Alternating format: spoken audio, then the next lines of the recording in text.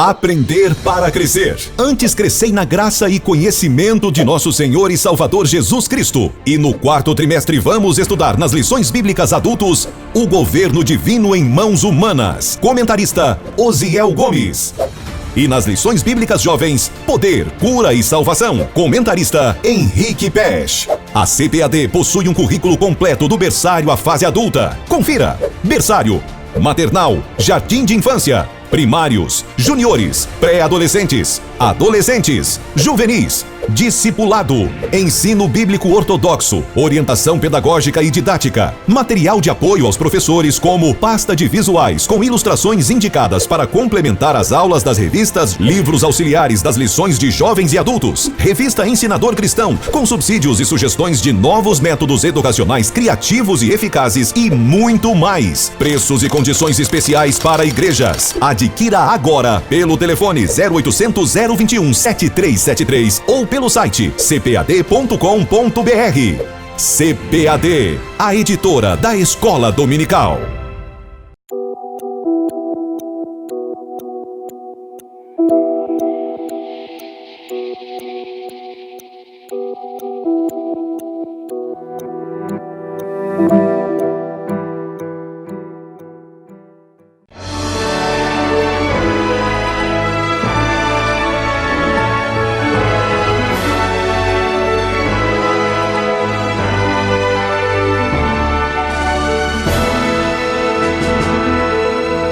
Subsídios.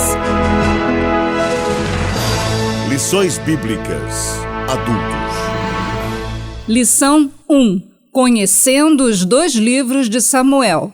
Olá, meus queridos irmãos e amigos, a paz do Senhor Jesus, em especial aos professores da Escola Dominical, da EBD, que labutam, que trabalham no afã, no desejo de ver o povo do Senhor crescer no conhecimento salutar, lenitivo da Palavra de Deus.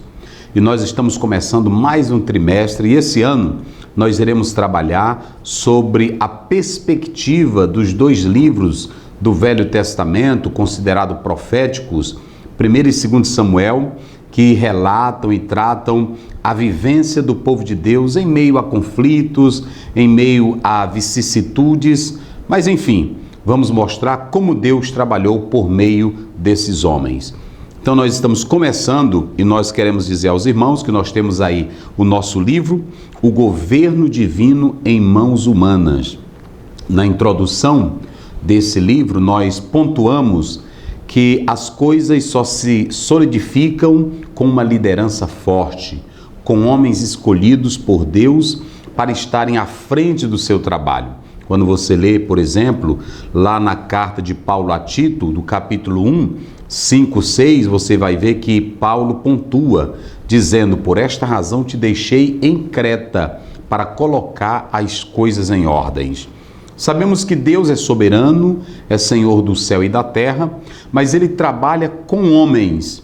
O poder é dele, a glória é dele. Agora, no nível terreno, Ele entrega esse governo humano nas mãos de seres humanos. Então nós podemos dizer, e vamos aprender através desses 2 livros de 1 e 2 Samuel, que na verdade Deus, Ele governa através de homens. E nós queremos começar falando o seguinte: na primeira lição nós iremos pontuar conhecendo 1 e 2 Samuel, depois estaremos tratando do contexto histórico desses 2 livros. E aí você me pergunta, qual a razão, pastor Osiel, qual o objetivo de trazer um livro ou conteúdo de 2 livros que na verdade estão lá atrás para um mundo pós-moderno, para uma sociedade avançada?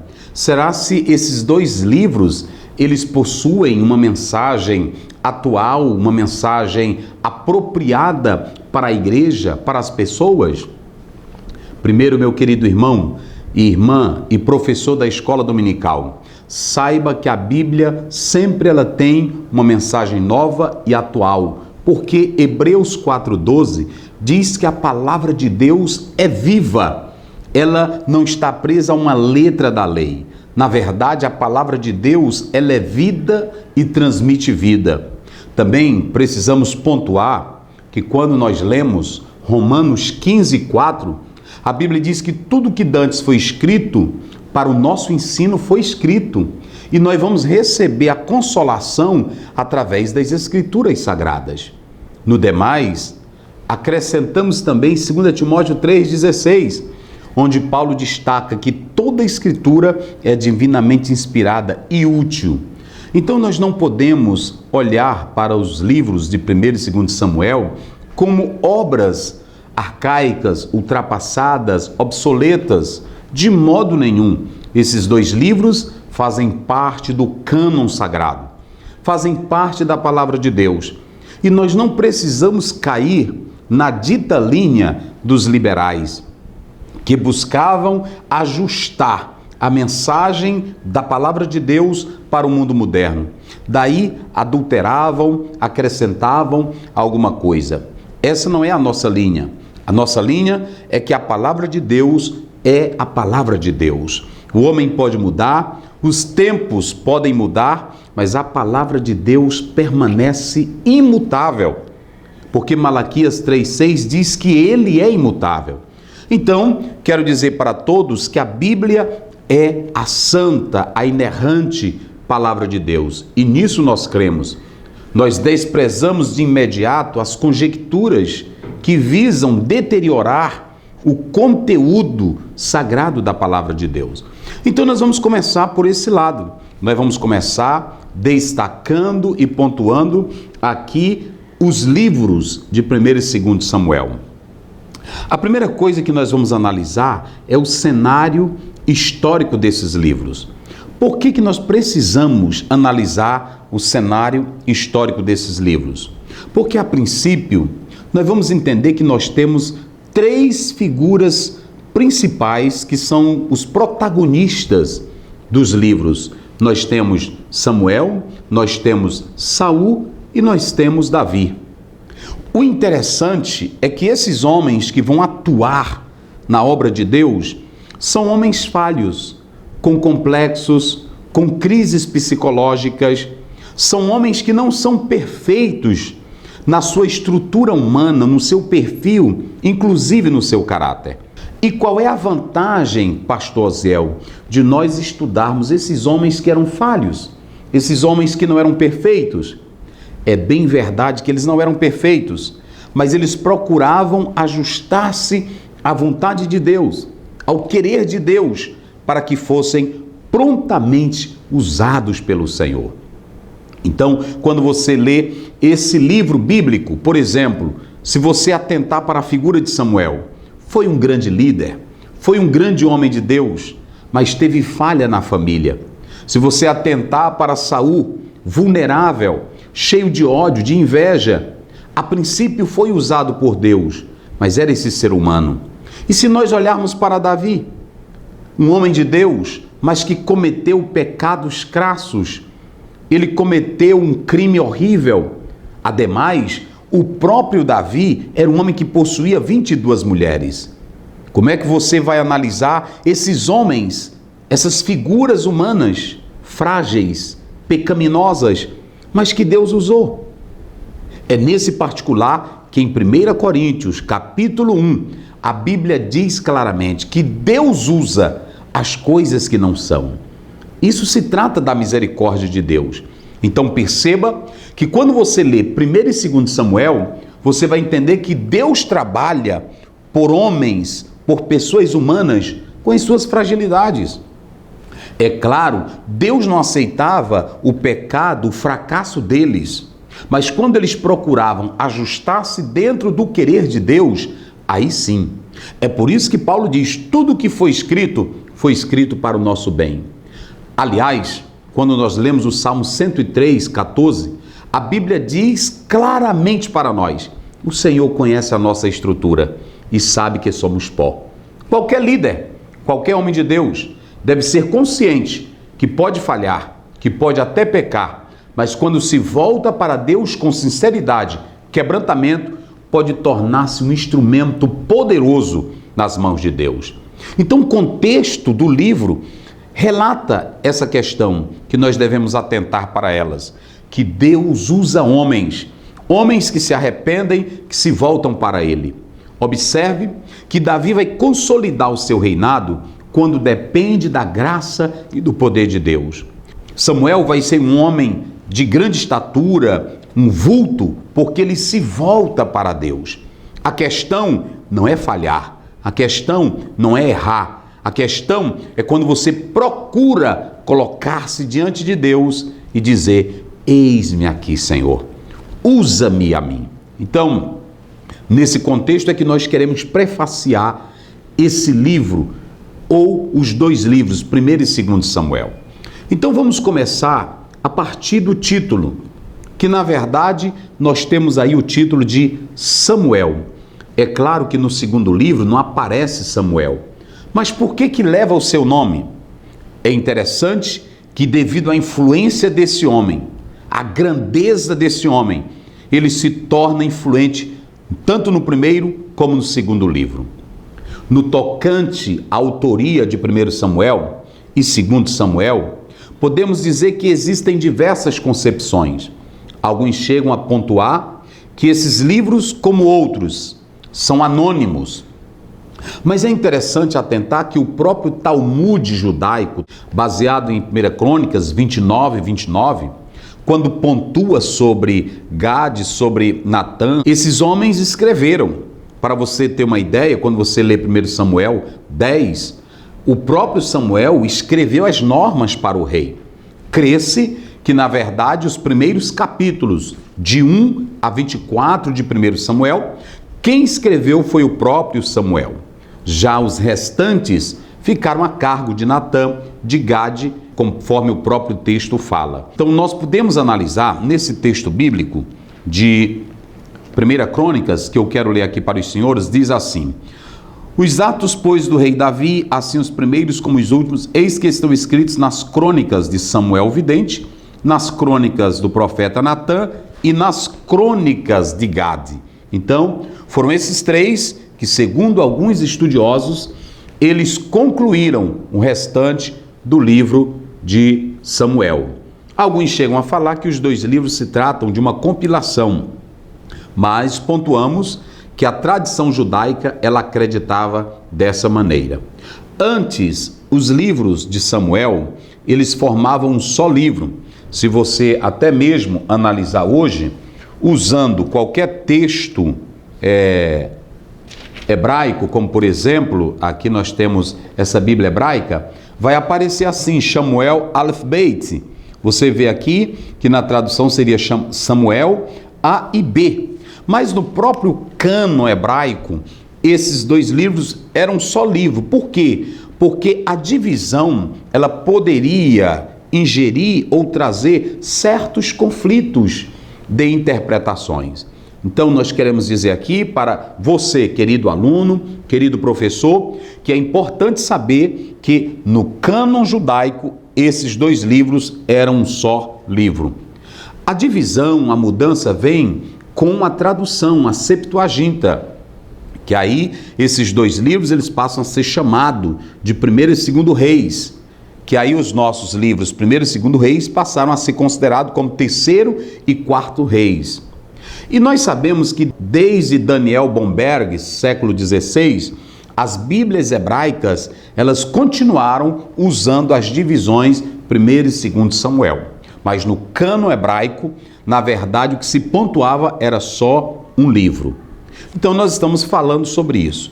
Nós temos aí o nome Samuel, que é do hebraico Shemuel.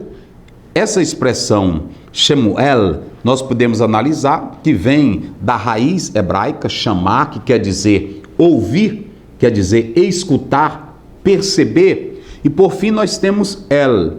Alguns estudiosos pontuaram como pedido a Deus, ouvido de Deus. Então nós podemos atentar para esse significado que alguns colocam aí, ouvido de Deus ou pedido a Deus. O preferível é ouvido de Deus, ok? Então nós estamos tratando sobre isso. A primeira coisa, sobre a questão do nome e da pessoa de Samuel. Podemos ainda analisar a questão da originalidade desse livro e os personagens principais. Já falamos de Samuel, Saul e Davi. Em torno desses homens é que giram os dois livros, 1º e 2º Samuel.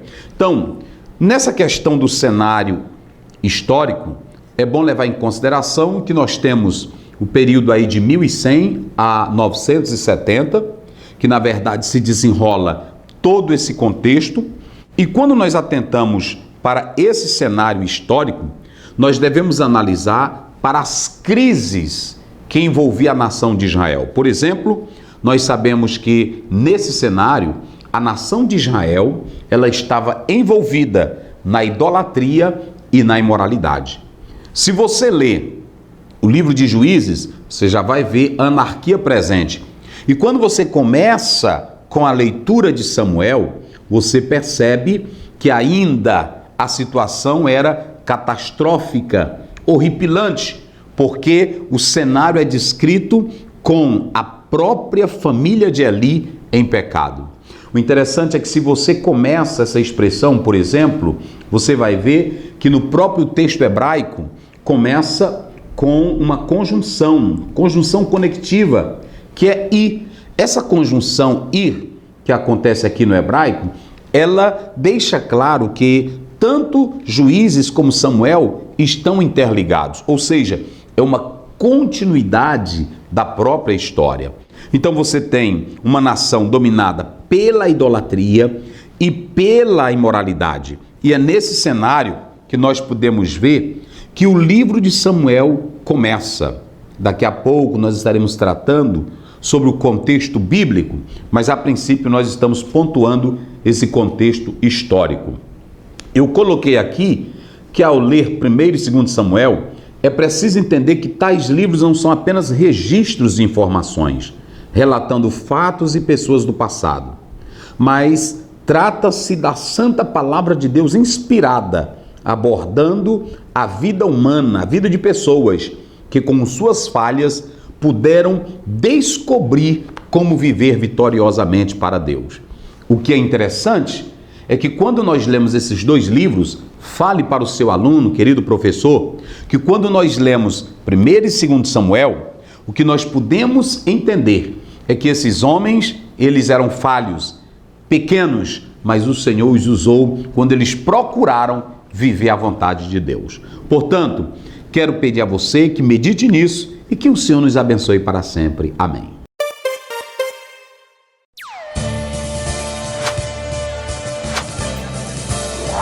Professores da escola dominical, alunos, irmãos, ouçam-me. Deus está precisando de homens que se coloquem nas suas mãos. Eu tenho certeza absoluta que Deus continuará abençoando e multiplicando os nossos alunos da escola dominical. Porque tudo o que dantes foi escrito para nosso ensino, foi escrito para que pela paciência e consolação das Escrituras tenhamos esperança.